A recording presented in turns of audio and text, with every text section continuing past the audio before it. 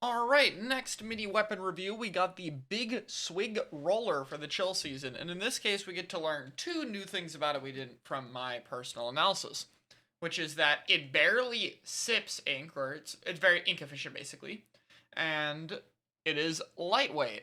And the reason we know it is lightweight, if I can pull this up because I forgot Splatoon NA is actually slacking here with their translation. Not slacking, but like they're missing something. So, um, pull Splatoon NA, and this is where we get the lightweight though. Lightweight, quick swinging roller. So it's a light weapon, and it covers a wide horizontal area. So it's not just the horizontal bit. So basically,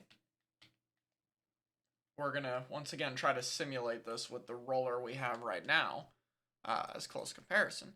So here is our roller friend. We'll go to the Sheldon's training room for this. So its horizontal flick, from what we know, is like a bit slower than this. So it's not like this fast, but it paints like this, basically. Probably not this good, but like that, I guess, would be accurate compared to just here. So it's a small difference, but the extra horizontal paint is going to be really useful. The horizontal paint is basically a mixture of this and Dynamo, but it's not like that extreme of Dynamo. Like, again, it's like very slight from what we saw in the trailer, and it's not that much slower. So it'll still be good for more quick combat. Like, you could still do stuff like this, it'll just be a little bit slower. I'm actually curious if the range will actually be further or not, because nothing I've heard indicates that it is. So in terms of attacking, it might just be a slower roller horizontal, which is still, like, not the worst thing ever, but definitely a downside. And the vertical flick, like we saw, is pretty similar. It's a little bit faster than this, but it seems to paint around the same distance. The line actually seemed a little bit cleaner in the trailer. Like this part, you can see how thin it is here. It looks like this part actually paints way better and more consistently. That, or maybe they just got really lucky flick RNG since we only saw them do it like twice. But it seems like this part might be more consistent, but this part's going to be a little bit faster than the normal roller. So this is probably in the middle of roller and carbon. This is where we're getting the inverse flingza. And then we have the wide paint, which should also be a bit faster moving than this. You can see roller does paint further than the outsides, but the new one will do it even better than this, and it'll move a bit faster. So rolling will be better, which is, I mean, okay. If you're above level 5, it probably doesn't matter too much. But there are some situations where it could have an impact, I suppose. So, right now we have no idea what the kit of this thing is. And because, like with the shooter, this is another new weapon leaning a bit more toward the support role. Not as hard as the shooter. Like, the shooter's main gimmick is it's better for supportive with the shot RNG thing. This thing is more just... It's a roller that can paint, but isn't as slow as, like, a Dynamo or a Flingza. Like, it paints much closer to the enemy. So, you know. I guess it would be something kind of like if a junior was a roller. So, you know, still better fighting than a junior. But not the same amount of pain of a junior. Kind of like in the... It's a very weird middle ground. There's not really a great comparison for it. So, it's going to highly depend on the kit. Like, really, really going to depend on the kit. The good news is, I think it's less sub-weapon dependent. Like, stuff like roller and carbon really like the burst and curling to move.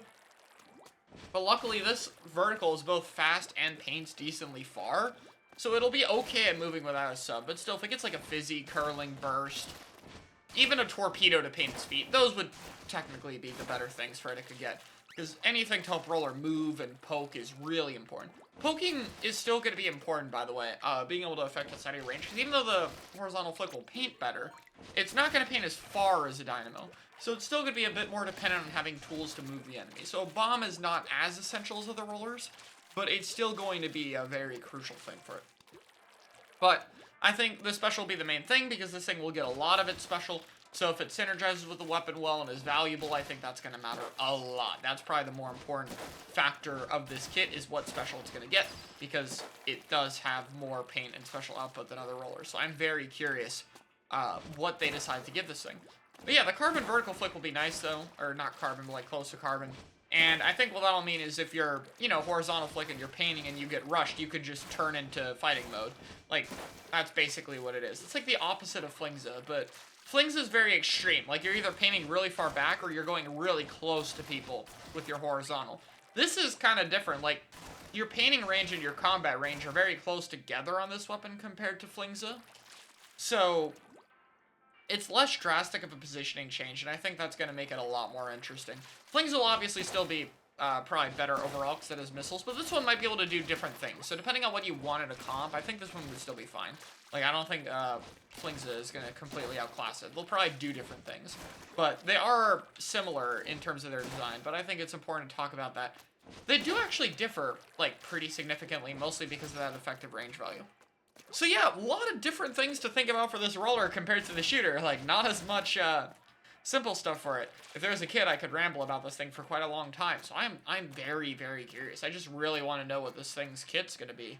But yeah, so far, positive impressions, honestly. I'm really, really curious about it. Like, this is a very interesting weapon that I think design-wise will always have some kind of unique spot as long as the sub and special it has with it makes sense. So I'm looking forward to it. Can't wait for the weapon to come out. I think it looks like a solid option, but we have to see the kit. At the very least, though, design-wise, definitely one of the cooler weapons of the game.